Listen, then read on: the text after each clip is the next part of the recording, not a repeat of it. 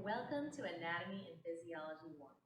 My name is Renee Moore, and I'm going to be your instructor this semester. A&P1 is going to take us all the way from the smallest cells to our skeleton to our entire body of muscles, plus the nerves that control those. This is going to be a great semester, and I'm glad that you were able to join us.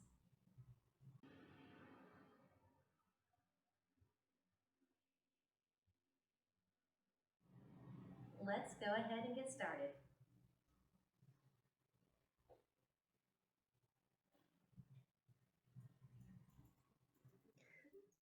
All right, here we are in the WCJC Blackboard. We're going to go check out the syllabus and the schedule. Getting started. Syllabus and schedule. Our syllabus is going to give us a good outline for what the entire semester is going to look like, our grading procedures, and a schedule at the end for the individual weeks. To start off, this is spring 2021. Our CRNs are going to be 20590 and 21696. These two classes are both being merged into this one online class. I list both my school telephone and email on the syllabus. The email is going to be the better one to reach me for general questions about the course. Typically, I reply within 24 hours. And the phone number is good if this is something that's time sensitive. Say you're going to be missing an exam due to a car accident. The office hours are going to be the best time to reach me for telephone or through email on Monday 10 to 11 a.m. and Tuesday 7 to 8 p.m. Our class time is not going to be set. We are an online class. You're going to log in here at WCJC Blackboard. This is not a self-paced course. It's structured around weekly readings, and every 3 to 4 weeks we normally have a lecture exam. Anatomy of Physiology 1 is the first part of a two-course sequence. It is a study of the structure and function of the human body, including cells, tissues, and organs of the following systems: integumentary, skeletal, muscular, nervous, and special senses. All right, here is the grading formula for our class. Our exam average is going to constitute 45% of the class grade. These are the basically monthly lecture exams that we have over every 3 to 4 chapters. When it comes down to the final grade, this is going to be the bulk of it. So we want to do really well on all of these lecture exams. Next up is discussion posts. Discussion posts are done weekly and account for 10% of your total grade. Then we have our lab average. The lab average, I'm either going to input it, or if you have a different lab instructor, they're going to send that to me, and it is going to constitute 25% of the total grade. Then the final exam. It's going to be at least 50% comprehensive, and it constitutes 20% of the final grade. Our grading scale is like normal. 100 to 90 is an A, 89 to 80 is a B, 79 to 70 is a C, 69 to 60 is a D, and below a 60 is an F. The attendance policy basically states that we need you to log in consistently into this course. This is not one that you're going to log into once a week or once a month, but if you're every couple of days logging in. And if you do miss enough classes in a row, it might not be possible for you to get a good grade in this. Then we would recommend withdrawing from the course. It is your responsibility, though, to withdraw. And if you don't, if you just stop coming and assume that that withdrawal happens, it doesn't. You will be assigned an F at the end of the semester for your missed work. So it's very important that if you do decide to drop the class, that you officially withdraw with the registrar's office. Now, some of this I think you guys can take care of reading. Let's scroll down. April 16th is an important date. It is the last day to drop with a W. This just means that you withdraw from the course and you're not assigned a number grade. This is pretty good for your GPA if you didn't have time, if work came in the way, if just with life you were not able to get passing scores and your GPA would have been pulled down by the grade in AP. Instead, if it is before April 16th, you can just withdraw and have a W on the transcript, and next semester, take it again and ace it. That way your GPA is not being pulled down. But the due date for that is you have to withdraw by April 16th. After that, you're just assigned whatever grade. The following few pages are all about general course information. A lot of this you're going to read in your own time, but I'll just hit a few key highlights and go down. We have our communication policy, which is communication through emails would be responded within 24 hours. A general objectives for our education, student learner outcomes, and required course material. Because we're an online course, the number one required material is going to be a good, reliable computer with a webcam. We do have backup computers that you can use at the instructional labs at WCJC, but with the semester and COVID, you never know what's going to happen. So it's very good to have one available at home that you can rely on and you know it's there. We're going to be using the computer or iPad, a webcam, a microphone, which is normally built into your computer and webcam, a reliable internet connection, access to the WCJC Blackboard site, and a Connect access code for our textbook. On the lab portion of A&P, we're going to be using the virtual labs from McGraw-Hill because they're really good, they're informative, and you get to interact with the environment. With these, you do have to have this access code. We have information for that at the bookstore. You can purchase it from there. The textbook is going to be Anatomy and Physiology, an Integrative Approach, 3rd edition.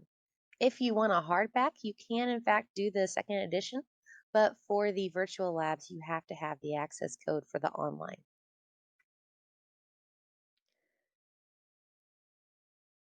All right, so this is once again going over that grading. We have the lecture exams, our final exam, our course discussions that make up 10%. Now, this is a question I always get towards the end of the semester, right before the final. Someone says, is there anything I can do to get extra credit? Unfortunately, we do not do extra credit work on an individual basis. There are a couple of bonus points built into all of our lecture exams, but there's no research paper or assignment that you can do just to get individual extra credit. When it comes to finding out what your grade is, you can use the following grading formula of exam average plus discussion points plus your lab average and final exam grade. You can estimate what your final exam is going to be by inputting the grade that you have for your lecture exam average. In order to protect student privacy, grades will only be given in person, via WCJC email, or via Blackboard. Typically, assignments are graded very quickly after submission. For this course, we are going to be using the Respondus Lockdown Browser and Monitor. This program is going to take a webcam video of you during the lecture exam just to make sure that everyone is not being open book, you're not looking at your notes, you're just looking at the computer and taking the exam. We review these after each exam, and there's a sample practice one for you to take here in the Getting Started folder just to get an idea of how this works. Here are some of the exam conduct requirements. Just read through these and make sure you understand. Once you start the program, it is going to prompt you to show your photo ID, prompt you to do that environmental scan, and just make sure you fully complete the intro. Late work and makeup policy.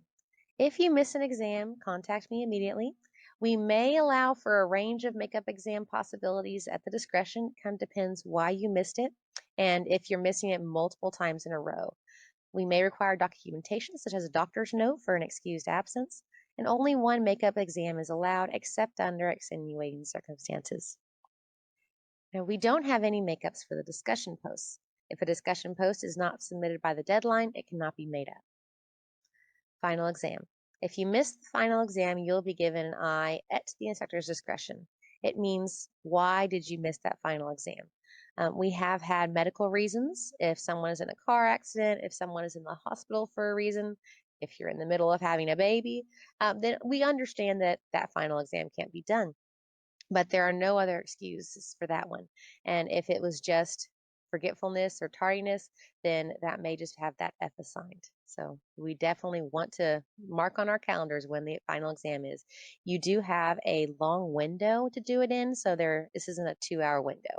So even if you have computer problems, if you think you might have computer problems, start that process early or reserve a spot at the WCJC computer labs just to make sure you get that in.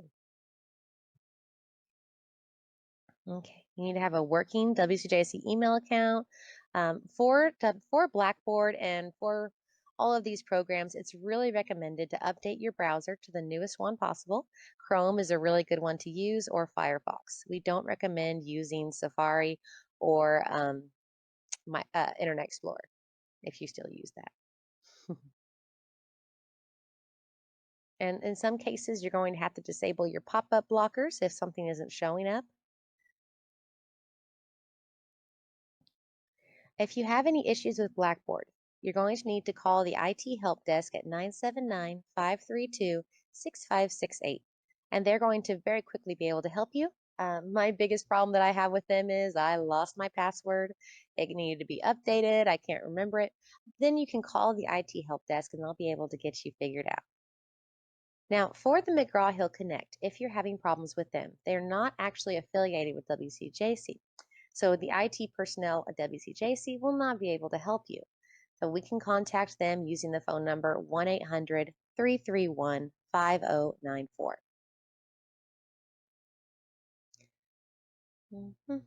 I've got a few more information about safety, COVID reporting policy. This is not as important with us being an online class, but if you do have COVID symptoms or you are with someone who does have COVID, you can use the student visitor self-reporting form down here. This is the lecture schedule for our spring semester. This would be a great time to pull your phone out and start putting in those exam days. Our semester is organized around a unit structure. There are a total of 4 units, and each one has approximately 3 to 4 weeks of lecture. When you look at the schedule, week 1 is Getting Started and AP Science and Chemistry. Then it says the open date. Assigned reading is going to be all documents in the Getting Started module, Chapter 1 and 2 in our textbook, and the PowerPoint lectures for Chapter 1 and 2. For a lot of these chapters, we are going to have videos posted as well. You can just read the PowerPoint or you can watch the video over that specific area. We typically make them about 10 minutes long, so you can go through and review something that maybe didn't make as much sense to you. Now, the action item for that week is going to be to complete the syllabus acknowledgement quiz by Monday, January 22nd. Then, in discussion, we have a student introduction post, and this initial post is due by January 23rd. Week 2 is going to open January 25th. It covers cells, so Chapter 4 of our textbook, our PowerPoint lecture, and a cells discussion post. Then, Week 3 is going to be tissues, which opens February 1st. And our exam for Unit 1 is going to open on February 8th and close on February 9th. So you're going to have those 2 days in which to complete it. When you're done with that, we're going to be starting our Unit 2. That's going to be the integumentary system, the skeletal system. Unit 3 is going to be muscles, going into nervous. And we do have spring break on week 8, so that's going to be the week of March 8th. There's no school. Unit 4 is going to complete the nervous system and the special senses. Then we have a week of review for May 3rd, and our final exam is going to be May 10th to May 11th. So make sure you get that done in time. It's going to be opened at 8 a.m. on May 10th, and it's due by 11:59 on May 11th. We have a couple of important dates: our spring break, our Easter holiday, the last day to drop with a W, and the final exam. And that's it for orientation. Thank you for joining us, and we're going to have a really great semester. Bye.